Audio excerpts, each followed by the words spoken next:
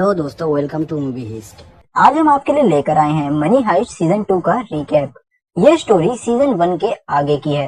अगर आपको सीजन 1 की स्टोरी नहीं पता है तो आप हमारी प्रीवियस वीडियो देख सकते हैं, लिंक डिस्क्रिप्शन में है। नेटफ्लिक्स पे सीजन 1 की सक्सेस के बाद सीजन 2 भी नेटफ्लिक्स पे 16 अक्टूबर 2017 को रिलीज किया गया था। तो बिना किसी देरी के सीधा चलते हैं हम अपनी स्टोरी की तरफ। सेकंड सीजन फर्स्ट सीजन से काफी अलग है। इस सीजन में रिवील होती है प्रोफेसर की गैंग की स्टोरीज। खैर, इससे स्टोरी का इंटरेस्ट बिल्कुल कम नहीं होता। सीजन 1 के लास्ट में हमने देखा कि प्रोफेसर के अड्डे का पता रकेल को पता चल जाता है और वो प्रोफेसर यानी सेल्वा के साथ लोकेशन पे पहुंचती है। बट यहाँ आता है थोड़ा सा ट्विस्ट। प्रोफेसर का खुफिया अड्डा उसने खुद रिवील कराया होता है ताकि वो पुलिस का टाइम वेस्ट कर सके और रॉयल मिंट में वो लोग ज्यादा से ज्यादा पैसे छाप पाएं। प्रोफेसर पहले से ही वहां जाल बिछा चुका होता है और वही सबूत छोड़ता है जो उसे पुलिस को देने होते हैं। यहाँ हमें देखने को मिलता है एल्बर्टो, जो कि रकेल का एक्स हस्बैंड होता है।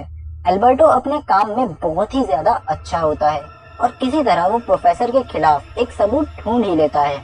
वो सबूत प्रोफेसर की जलाई हुई एक फोटो का टुकड़ा होता है जो चिमनी में चिपक गया था। प्रोफेसर समझ जाता है अगर एल्बर्टो इस पे टेस्ट करेगा तो उसकी आइडेंटिटी रिवील हो जाएगी। इसीलिए वो जानबूझ के एल्बर्टो के साथ कार में निकलता है। रास्ते में वो एल्बर्टो को कार रोकने को कहता है और उसको मार के बेहोश कर देता है। उसके होश में आने से पहले प्रोफेसर सबूत ठिकाने लगा देता है। एल्बर्टो के होश में आते ही वो प्रोफेसर को हथकड़ी लगा के पुलिस स्टेशन ले जाता है। अब प्रोफेसर बाथरूम का बहाना करके खुद को ही मारता है और रकेल को फोन करके बोलता है कि उसके एक्स हस्बैंड ने उसको बहुत मारा है और पुलिस स्टेशन ले आया है। रकेल सोचती है उसने जेलसी में सेल्वा को मारा है। उसके बाद रकेल प्रोफेसर को वहां से छुड़ा के ले आती है। बाहर प्रोफेसर अपनी प्रॉब्लम सॉल्व कर रहा होता है, वहीं रॉयल मिंट में उसकी टीम अपनी मनमानी करने लग जाती है। प्रोफेसर से कांटेक्ट ना होने पे उनको लगता है कि प्रोफेसर उनको छोड़ के भाग गया है। टोक्यो आउट ऑफ कंट्रोल हो जाती है और बर्लिन को धमकी देने लग जाती है। अब बर्लिन किलस के टोक्यो को बांध के बाहर पुलिस के पास फेंक देता है। पुलिस वाले टोक्यो को अपने कब्जे में ले लेते हैं। अंदर रियो बर्लिन की इस हरकत से बहुत किलस जाता है और आर्टुरो और मोनिका के साथ मिलके भागने का प्लान बनाने लग जाता है। अब प्रोफेसर वापस अपने खुफिया अड्डे पे आता है और रॉयल मिंट में कांटेक्ट करता है और रियो को यकीन दिलाता है कि टोक्यो वापस आएगी। आप सही सोच रहे हैं, वापस रॉयल मिंट में कैसे, ये तो आगे ही पता चलेगा। खैर, प्रोफेसर पे बिलीव करके रियो वापस गैंग ज्वाइन कर लेता है। वहीं रकेल प्लान बना के अफवाह फैलाती है कि एंजल अब कोमा से बाहर आ गया है, ये सोच के कि प्रोफेसर उसे ठिकाने लगाने जरूर जाएगा। बट प्रोफेसर हमेशा से एक स्टेप आगे रहता है। वो ढेर सारे जोकर्स हायर करता है और किसी कैंसर पेशेंट को खुश करने के बहाने हॉस्पिटल भेजता है। खुद भी वो जोकर बन के हॉस्पिटल पहुंच जाता है। प्रोफेसर को एंजल तो नहीं मिलता बट वो पुलिस से बाल बाल बच जाता है। प्रोफेसर को इतना तो पता चल जाता है कि एंजल अभी भी कोमा में ही है और पुलिस को प्रोफेसर का जोकर वाला अवतार देखने को मिल जाता है। वहां से भाग के प्रोफेसर सीधा रकेल से सेल्वा बन के मिलने जाता है। रकेल को सेल्वा की शर्ट पे जोकर की विग वाले बाल दिख जाते हैं। यहाँ होता है पर्दाफाश। रकेल समझ जाती है कि सेल्वा ही वो जोकर और प्रोफेसर है। वो उसे गन पॉइंट पे अपने साथ स्पेशल इंटरोगेशन करने के लिए ले जाती है। यहाँ प्रोफेसर रकेल को बताता है कि वो अब तक अपनी आइडेंटिटी छुपाता आ रहा है बट वो सच में उससे प्यार करता है। रकेल अब उसकी किसी बात पे यकीन करना नहीं चाहती। वो उसका पॉलीग्राफ टेस्ट लेकर सच पता करने की कोशिश करती है। वहीं रॉयल मिंट में आर्टुरो को बार बार भागने की कोशिश करने की सजा मिलती है। दूसरी तरफ मॉस्को और उसके बेटे डेनवर के बीच कुछ पास्ट को लेकर बहस होने लगती है। बाहर प्रोफेसर रकेल की कैद से छूट के चला जाता है और रकेल चाह के भी उसको गोली नहीं मार पाती। फिर प्रोफेसर रायो को दिया वादा पूरा करने के लिए प्लान बना चुका होता है। वो अपने कुछ खास आदमी भेज देता है टोक्यो को आजाद करने के लिए। टोक्यो को कोर्ट ले जाने के लिए फुल सिक्योरिटी के साथ भेजा जाता है बट प्रोफेसर के आदमी सबको मार के टोक्यो को आजाद कर देते हैं। देन टोक्यो पुलिस का भेष बना के बाइक लेकर रॉयल मिंट में वापस एंट्री करती है। मॉस्को गेट खोल के टोक्यो को अंदर आने देता है बट पुलिस की लगातार फायरिंग की वजह से वो घायल हो जाता है। प्रोफेसर खूब मांग करता है डॉक्टर प्रोवाइड कराने की बट पुलिस साफ मना कर देती है। मॉस्को की डेथ हो जाती है और डेनवर खुद को जिम्मेदार मानने लगता है। अब वो लोग भागने वाले रास्ते की तेजी से खुदाई शुरू कर देते हैं। वहीं पुलिस को भी पता चल जाता है कि प्रोफेसर सेल्वा ही है, मतलब रकेल का लवर। पुलिस को लगता है कि रकेल भी प्रोफेसर के साथ मिली हुई है। वो उसका बैज और गन लेके उसको सस्पेंड कर देते हैं। रकेल अब जाके एंजल का बैज चुराती है और प्राइवेट इन्वेस्टिगेशन शुरू कर देती है। उसी टाइम एंजल भी कोमा से बाहर आ जाता है। वहीं पुलिस की फोर्स रॉयल मिंट पे हमला कर देती है। अब प्रोफेसर और उनकी टीम अपना आधा प्रिंट किया हुआ पैसा लेकर भागने पर मजबूर हो जाती है।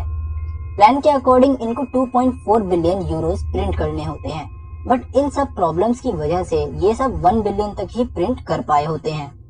बाहर रकेल अपनी प्राइवेट इन्वेस्टिगेशन से प्रोफेसर के न्यू खुफिया अड्डे को ढूंढ लेती है और अंदर जाते ही प्रोफेसर उसे पकड़ लेता है। तभी एंजल का कॉल आता है और वो रकेल को कुछ बात करने के लिए बुलाता है। प्रोफेसर उस पर भरोसा करके उसे छोड़ देता है, क्योंकि रकेल को समझ आ चुका होता है कि प्रोफेसर उससे सच में प्यार करता है। वहाँ से रकेल एंजल से मिलने हॉस्पिटल जाती है, बट वहाँ पुलिस वाले उसे पकड़ लेते हैं। वो रकेल से प्रोफेसर के खुफिया अड्डे के बारे में पूछते हैं, बट रकेल उन्हें साफ मना कर देती है। अब पुलिस वाले उसकी बेटी का सहारा लेके उससे कुछ उगलवाने की कोशिश करते हैं। वहीं रॉयल मिंट में पुलिस लगातार फायरिंग करके प्रोफेसर की गैंग पर भारी पड़ रही होती है। यहाँ बर्लिन अपना असली काम करता है। वो सब कुछ जाने को कहता है और खुद वहीं रुक के पुलिस को होल्ड करके रखता है। बर्लिन का प्लान होता है कि सबको सक्सेसफुली बाहर निकालना, फिर चाहे वो खुद मारा जाए। बर्लिन पुलिस के हाथों मारा जाता है, बट मरने से पहले वो सबको भगाने में कामयाब हो जाता है। डेनवर मोनिका को अपने साथ ले जाता है। इससे पहले पुलिस प्रोफेसर के अड्डे पर पहुंचे, वो भी वहां से सारे सबूत मिटा के फरार हो जाता है। पुलिस को रकेल के खिलाफ कोई सबूत नहीं मिलता, बट वो उससे उसकी जॉब छीन लेते हैं। 1 साल बाद रकेल प्रोफेसर के लिखे पुराने लेटर्स देख रही होती है। तभी उसका ध्यान लेटर में छुपे एक लोकेशन के कोऑर्डिनेट्स पे जाता है। रकेल तुरंत उस कोऑर्डिनेट्स का पीछा करके फिलीपींस जाती है, जहां प्रोफेसर उसका इंतजार कर रहा होता है। Happy ending for now. खैर, इस पूरी स्टोरी में प्रोफेसर की स्टोरी बच गई है। प्रोफेसर रकेल को उसकी इस चोरी के पीछे की कहानी सुनाता है। एक्चुअली बर्लिन प्रोफेसर का बड़ा भाई होता है और वो बचपन से एक बीमारी का मरीज होता है। इनके डैड बर्लिन का इलाज कराने के लिए सब कुछ करते हैं, बट पैसों की कमी की वजह से वो इलाज नहीं करा पाते।